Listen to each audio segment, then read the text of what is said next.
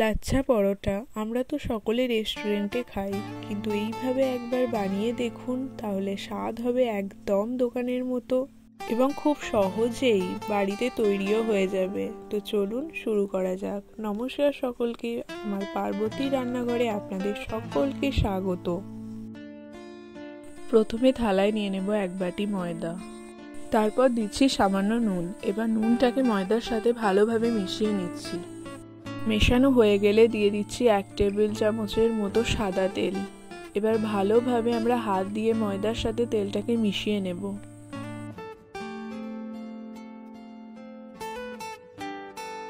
তেলটাকে ময়দার সাথে ভালোভাবে মিশিয়ে নিয়েছি। এবার অল্প অল্প জল দিয়ে ময়দাটাকে ভালোভাবে মেখে নেব।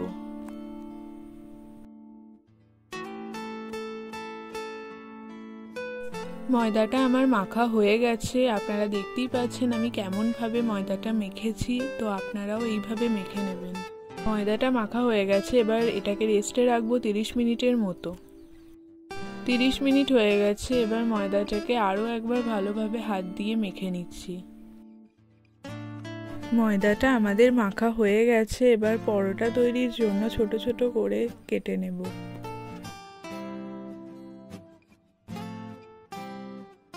লেচিগুলো আমি হাতের সাহায্যে গোল করে নিচ্ছি।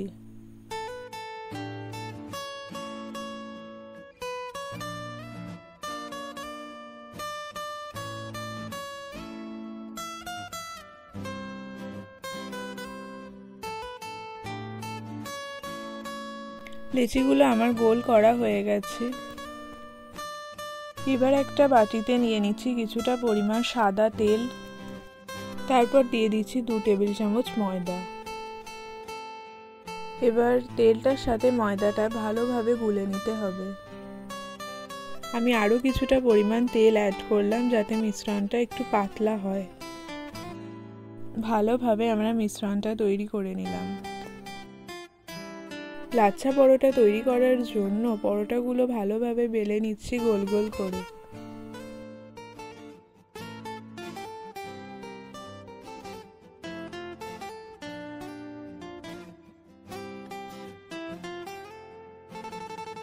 বেলা হয়ে গেছে, এবার যে মিশ্রণটা তৈরি করেছিলাম সেটা উপর থেকে দিয়ে দিচ্ছি। আমি যেমন ভাবে দিচ্ছি আপনারাও ঠিক ওইভাবেই দিয়ে দেবেন।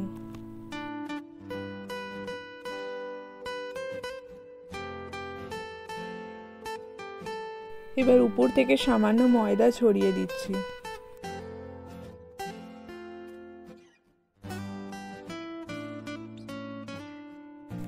এবার একটা ছুরির সাহায্যে কেটে নিচ্ছি সরু সরু করে।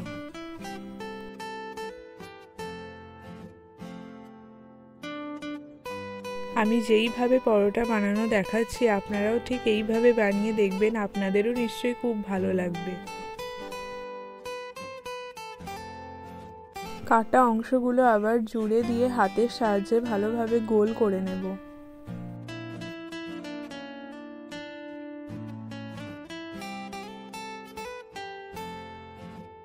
সবগুলোই এইভাবে করে নিয়েছি, এবার কিছুক্ষণ রেখে দেব।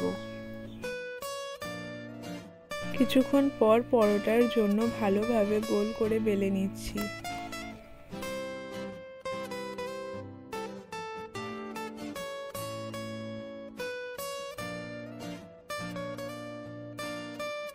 বেলা আমাদের হয়ে গেছে, এবার পরোটাগুলো তৈরি করে নেব।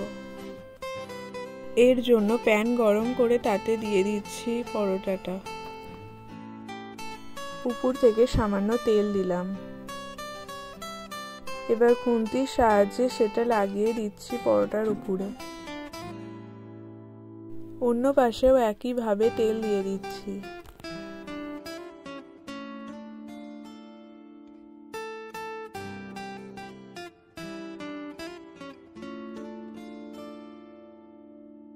এবার কিছুক্ষণ ধরে পরোটাটা আমরা সেঁকে নেব।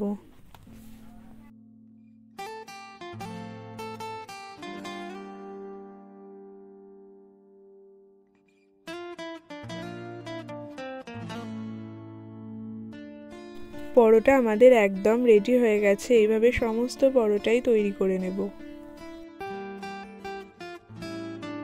পরোটা গরম থাকা অবস্থাতেই হাত দিয়ে চাপড়ে দিচ্ছি, এর ফলে লাচ্ছা পরোটার যে লেয়ারগুলো তৈরি হয় সেটা চলে আসবে। আমাদের লাচ্ছা পরোটা একদম রেডি। আপনাদের যদি রেসিপি ভালো লেগে থাকে তো লাইক, কমেন্ট, শেয়ার এবং সাবস্ক্রাইব অবশ্যই করবেন। ধন্যবাদ।